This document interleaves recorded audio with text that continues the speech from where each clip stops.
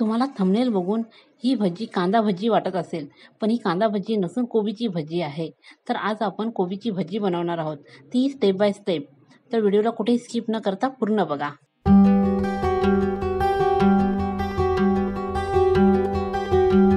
इथे मी एक अर्धी कोबी घेतलेली आहे.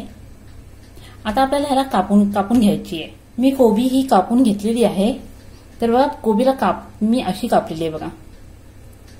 जसं आपण कांदा कापतो ना मोठ्यासारखा, तशी मी कापलेली आहे. हे बघा.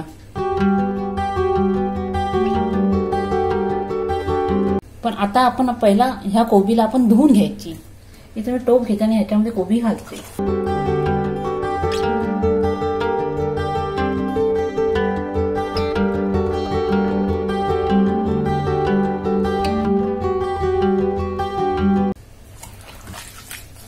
कोबीला चांगली धुवून घेऊया आपण. तुम्ही बघू शकता की मी कोबी जी आहे ती चांगली स्वच्छ धुतलेली आहे आणि मी ह्यामध्ये बोलमध्ये घेतलेली आहे. आता आपल्याला ह्याच्यामध्ये जे मसाले टाकायचे आहेत, ह्यामध्ये ही हळद मसाला. तुम्हाला भजी जेवढी तिखट हवी असेल तेवढा तुम्ही मसाला टाकू शकता. धना पावडर, चवीनुसार मीठ तुम्ही तुमच्या अंदाजाने टाका. मी मीठ माझ्या अंदाजाने टाकते. हा ओवा आहे, याला थोडं क्रश करूया. त्यात टेस्ट खूप छान येतो. हे बेसन,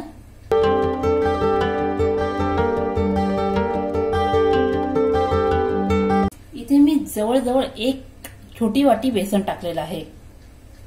हे आहे तांदळाचं पीठ. तांदळाचं पीठ टाकल्याने जी आपली भजी आहे ती चांगली क्रिस्पी बनते. ते तांदळाचं पीठ टाकूया. साधारण मी इथे 2 चमचे घेणार आहे. ह्यामध्ये आपल्याला पाणी नाही टाकायचं आहे. आपल्याला असंच ह्याला मळून घ्यायचं आहे, कारण पाणी मिठाचं आणि या कोबीचं पण पाणी होतं, म्हणून आपल्याला ह्याच्यामध्ये पाणी नाही टाकायचं आहे. आणि तुम्हाला माहिती आपण धुतलेली आहे तर ह्याच्यामध्ये थोडं पाणी तर इथे राहिलंच असणार. तर चला आता आपण हे एकजीव करून घेऊया. मी जरा हळूहळू एकजीव करते. माझा बोल जरा छोटा पडला.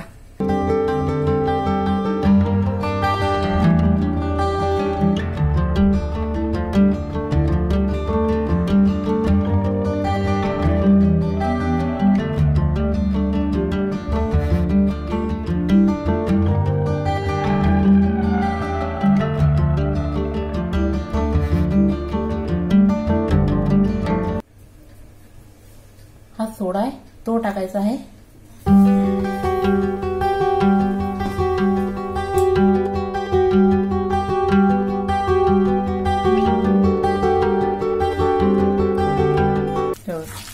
कसं याला पाणी सुटत जातं. आणि जर पाणी ओतलं असतं ना, मग ते एकदम पातळ झालं असतं.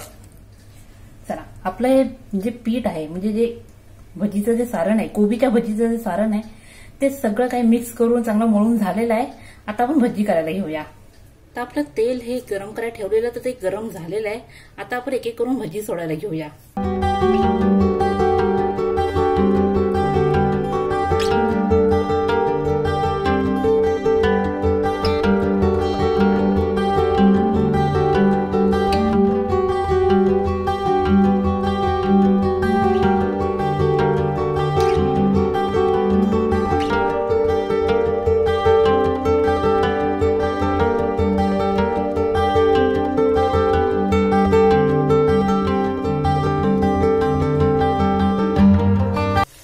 भजी झालेली आहे.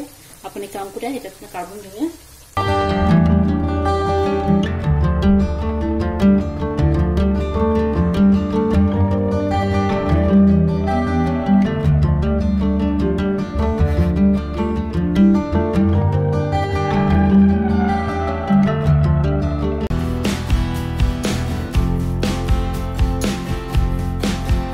तर तुम्ही बघू शकता की आपली भजी झालेली आहे आणि भजी एकदम क्रिस्पी झालेली आहे.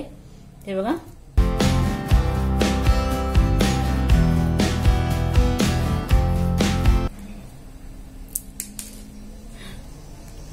खूपच क्रिस्पी झालेली आहे भजी.